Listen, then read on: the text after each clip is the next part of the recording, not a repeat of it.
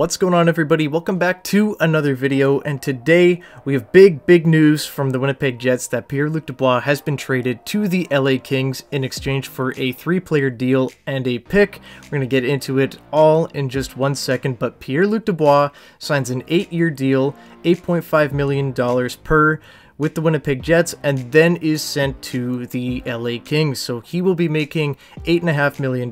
It's a total of $64 million over the 8 years.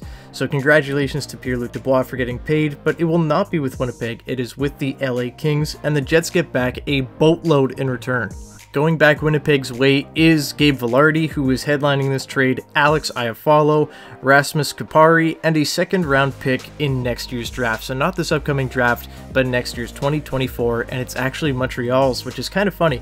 The Canadian fans thought that they were going to get him for next to nothing, and they didn't get him at all, so that's kind of funny. The Jets get paid big.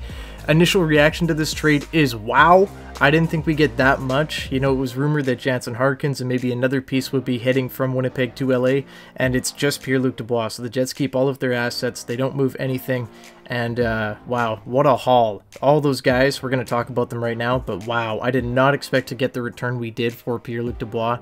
And, you know, early on here, I really do think that the Jets got a very good deal. So let's talk about the players involved going back to Winnipeg. First of all, we've got Gabe Vilardi coming in at 6'3", 215 pounds at just 23 years old. He will be 24 when the season starts, but he's a very good player, drafted in the first round, 11th overall in 2017 by the LA Kings. And you know what? He has kind of struggled a little bit in his NHL career, but last year was really his, like, breakout year, right? I mean, 63 games played, 23 goals, 18 assists for a total of 41 points. Very good numbers. And, you know, just in 63 games, that's very nice. I mean, this is a guy with elevated ice time this year with Winnipeg, I'd imagine. Probably going to be a middle six, top six player. He's going to probably get a chance to put up 60 points. Easy. I could definitely see Gabe Vilardi doing that with the talent that Winnipeg has in their top six with, you know, Ehlers, Connor, Niederreiter, everyone else, right? Perfetti. It's going to be a fun year, and I think that he could really have a breakout season. The only thing with Gabe Vilardi is that he's going to need a new contract. I'd imagine that, you know, something at least has been thought of or agreed upon, whether it's a bridge or a long-term deal. I think that he's going to get his money, and I think that he will be, you know, a pretty good piece for this Winnipeg Jets team going forward. So very excited to have Gabe Vilardi on the team. I think that he's going to be a big impact player, big, heavy guy that can come in, he can shoot, he can score, he can dish. Just so excited. I love Gabe Vilardi. It's going to be a lot of fun to watch him. So now the next guy in the trade, it is Alex Iafallo, and he's another guy that is just a very decent player, right? He's a guy that's going to be playing in the Jets middle six. I'd imagine they'd maybe give him a shot with Lowry. He's a little bit more defense first, but he's a very good two-way player that isn't, you know, totally offensively inept either. He put up 36 points in just 59 games last season with 14 goals, 22 assists. So he's definitely no slouch. And, you know, he comes in at 6 foot, 200 pounds, probably going to play the left wing, I'd imagine. But, you know, he's 29 years old at this point. He's not necessarily, you know, in the window, I'd say, for the Jets where they're going to be a, you know, a competitive team in the next, like, few years once, you know, Lambert, Lucius, all these other guys kind of grow and mature and become NHL ready. He's probably not going to be around for that, but for right now, if the Jets are trying to win, he's a pretty good piece, and if they aren't very good next season, then he's a very good piece to ship out, as he's got 2 more years left on his contract at $4 million. So, you know, he'll probably play on the Jets this season, and then next year, you know, might just be a guy that they trade in the offseason if they need to move cap, if they need to, you know, acquire an asset. I just really like this because either way the Jets go, it seems that he has value in some sense. He's either going to help the team win or he's going to help the team via trade, right? So very nice pickup for Alex Iafallo there, and I really didn't expect to get both of those guys. So very cool. Thank you, LA. And last but not least in this trade for the players anyway, it's Rasmus Kupari being moved to Winnipeg. 6'2", 200-pound centerman, 23 years of age. He was drafted in the first round, 20th overall in 2018 by LA. He really just hasn't been able to find his footing in the NHL, but last season he did have a pretty decent, okay year, you know, in the bottom six. 66 games played, 3 goals, 12 assists, 15 points.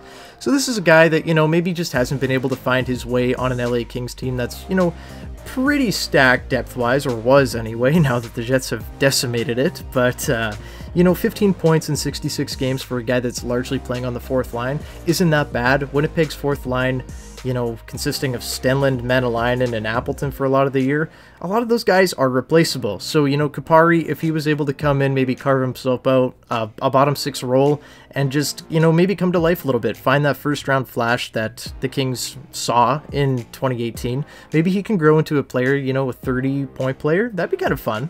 So, will that happen? I have no idea, but I like the flyer here by the Jets. I like that they didn't take an Alex Turcotte, because realistically, Turcotte hasn't shown anything, and I think that Kupari has shown more.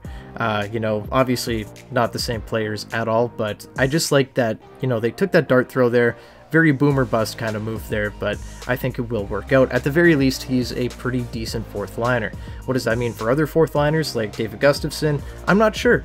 Is he going to be there next season? Maybe. I could see him being moved in a package, you know, to acquire draft picks, whatever. If the Jets, you know, throw him into a Hellebuck deal or something like that, I could definitely see that.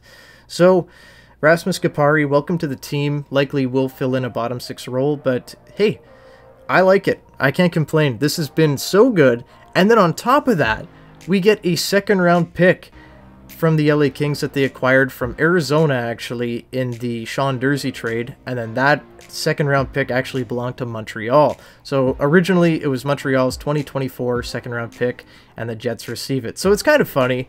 So in a workaround way, the Canadians actually aided the Jets in trading Pierre Luc Dubois to the LA Kings and not them. LA was, you know, the clear favorite. Dubois said he wanted to be an LA King, which I thought was really funny. He said that, you know, he had an opportunity to play for the Kings and it was a dream come true. And I have to imagine that rubbed Habs fans the wrong way. And I love every second about it. All I've been hearing from Canadians fans is, hey, you know what? We're going to take him for nothing, pretty much. Christian Dvorak, a second, and, you know, some bum prospect, right? Because the Jets have no leverage in this situation.